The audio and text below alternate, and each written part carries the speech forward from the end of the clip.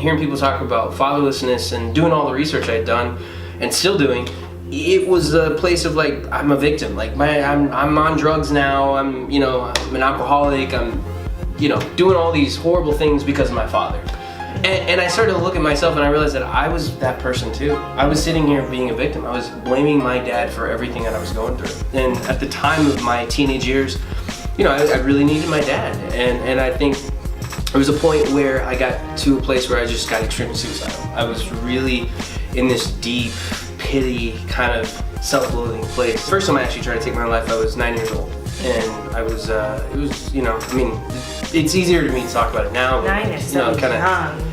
It was pretty tough, and I tried to hang myself actually in the closet with a telephone cord. And get to the graphics, I guess, but it was one of those moments where I did it and I was up there, but then the little wooden dowel in the closet just kind of fell off and broke. Mm-hmm. And I just remember crying myself to sleep, at that point. And you were in that much pain. I was in so much pain. And that was one of many. That was the beginning, it was the first time, and then it was progressively getting more and more like serious. Okay, let me try this, let me try that.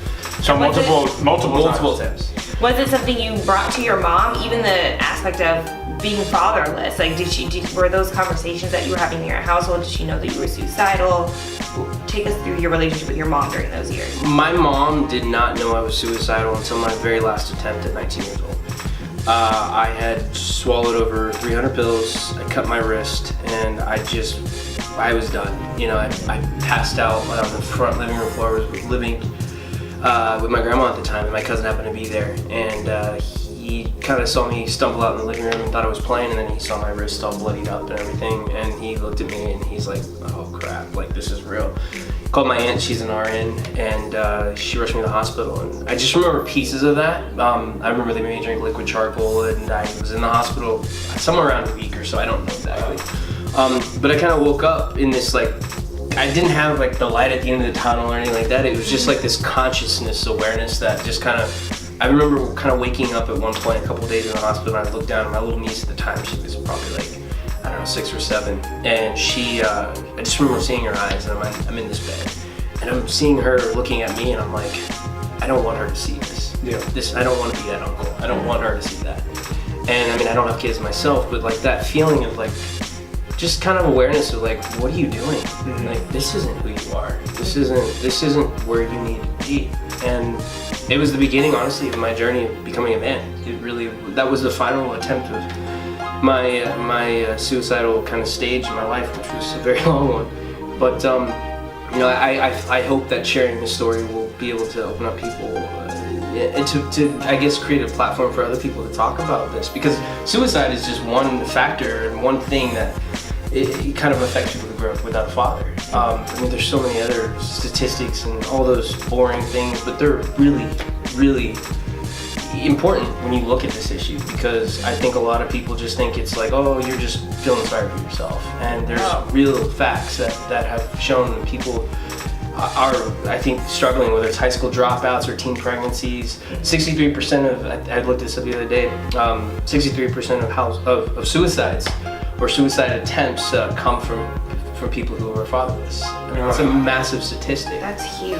And I've seen statistics of like fatherless households in the United States. It's interesting because like not the statistics aren't specific. Like you would think like with this an issue like it's going to be 25% or whatever. And I've seen so many different sources say anywhere from 23% to 50% of households are fatherless. So it's like, it's interesting that we have such a massive issue in our country and no one's really honed in on the specific. On what the actual statistic What is it? And like geographically, is it different than, the southern part of the United States? All these different socioeconomical things. Right. Like, I don't know, but.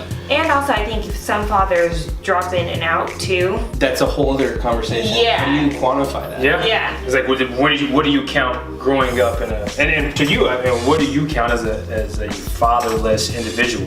One, because you mentioned in the trailer of your film that you had your father in your house until you were 6 years old. Yep. And then after that, he went away. And so, and everyone has different pieces of that. So I would be interested to hear your take on what do you consider someone who is a fatherless individual? I think that's a really complex thing, and I still haven't figured it out completely. But I think it's interesting because the initial instinct is fatherless is your dad's not there. Right. You probably don't even know your dad. Right. But as I started, like I've interviewed over 100 people, in the last 6 years of doing this, and I've talked to so many people who have completely different experiences and very similar experiences. And I think I've learned that a lot of people who consider themselves fatherless or don't necessarily consider themselves fatherless are fathers that are emotionally unavailable or emotionally absent. Because there's also a lot of fathers who are there. They're in the house, sitting in the recliner every day, they work their butts off, and they're doing the fatherly thing because they're paying the bills. And you start to get into this conversation, you realize that some of these kind of, I think, psychological issues that people who have with their dad not being there at all, they're very similar to people who have a father who's physically there but emotionally absent.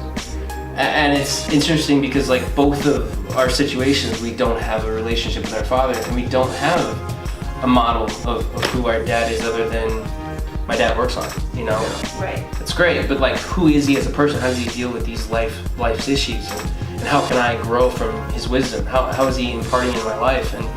And just to go through the motions as a man, I think is really a conversation that I want to start and have. I think especially being millennials, that I think me being a man myself, I hope that we can start a conversation about redefining what it means to be a man. 100%. Yes. And being stuck in this archaic old ideal of It's just a provider and that's it. yeah, exactly. And I think there's so many men are multifaceted, so many layers that that we have. And I think we need to start having this conversation.